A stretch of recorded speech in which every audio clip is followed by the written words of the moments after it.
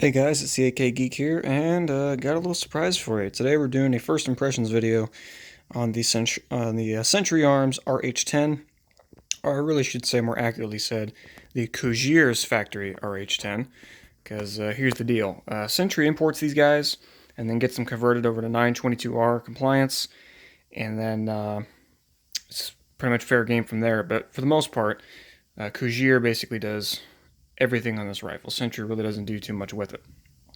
And depending on who you ask, that's a good thing. So let's go over it.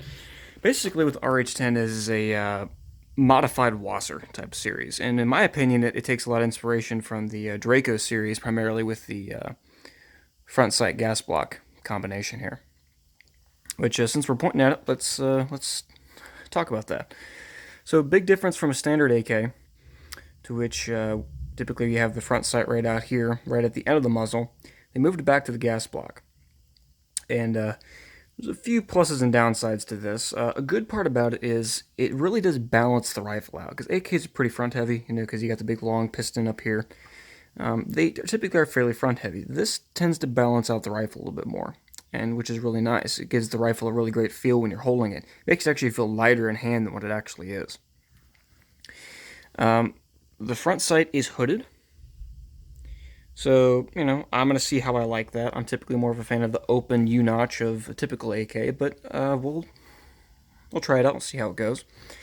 It is windage adjustable with the adjustment right here. If you have an AK sight tool, you can use it there. It's got a hole in the top to number one to let some light in so you can see your front sight, but also to make elevation adjustments. Even though you can do a lot of these adjustments back here with Rpk Style Sites, which we'll get into in a minute. This does come equipped with a A2 style of birdcage on here. I have not tested this myself, but I have heard that there is no actual crushed washer in here to keep this thing locked on here. It's just really screwed down real tight with possibly some Loctite. I don't know. We're going to test that out in the future, see how well it holds up. I haven't heard any people having issues with these coming loose, but we'll see.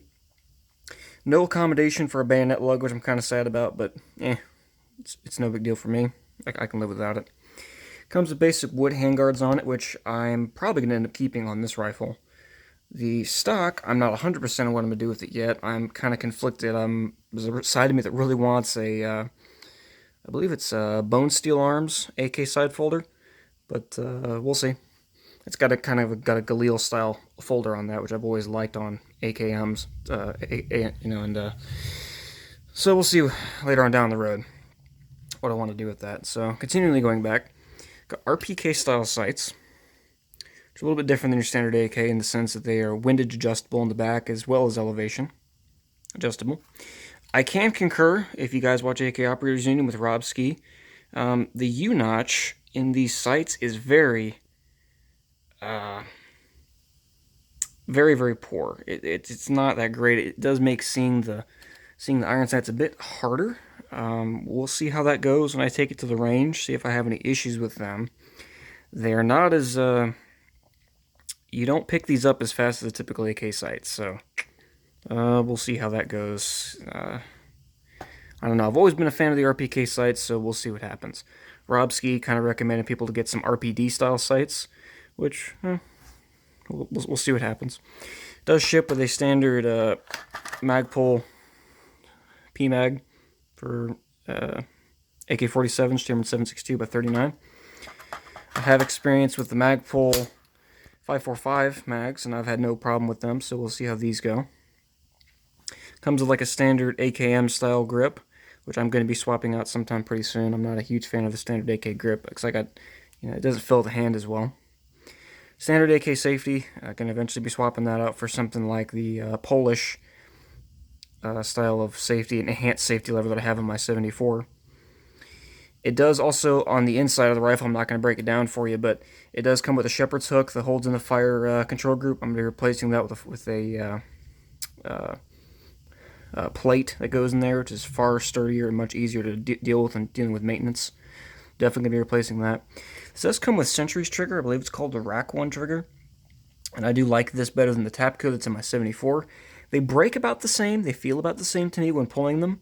But the main reason I like them is because, and this rifle's not loaded, when you cycle the action on here, which you don't have any hang up. Because typically on a Tapco, because it has those ridges on the hammer, it'll cause your bolt to kind of ride back and it'll kind of get stuck. There'll be a little bit of hang up on that bolt because there's extra friction because of those ridges on the hammer. The hammer on this trigger doesn't have that. So that completely alleviates that, which is better for function, which I do like on that, which I do like a lot. And then of course comes with a standard sling attachment on the back, kind of a metal, plastic, not 100% sure style of butt plate on there. So overall, very happy with the rifle. On the other side, comes with your standard sling attachment point up here on the front. And I'm going to be, of course, getting a more traditional AK sling on there because I adore traditional AK slings. I think that they're awesome. And then we have a side rail on here. Fun note on this side rail in particular. If you notice on it, it sits a little bit higher than other side rails on the market. Like on my 74, my side rail sits a little bit lower. And what is interesting, and that's probably due to the fact they want you to be able to clear that hooded front post. It tends to stick out a little bit more. So, yeah, that's that. So if you're getting optics, just be aware. If you have a really low mounting rail, it's going to sit a little bit higher on here if you decide to use it on this one. And good news, I did test out one of my other side rails that I had that didn't work for my 74. It works good on this one, so that's a plus. So overall, I'm very, very pleased with this rifle. I'm really excited to start using it, testing it out, and modding it out. So if you guys have any experience with this rifle or anything such as that, let me know. I'm anxious to hear you guys' comments. And as always, take it easy.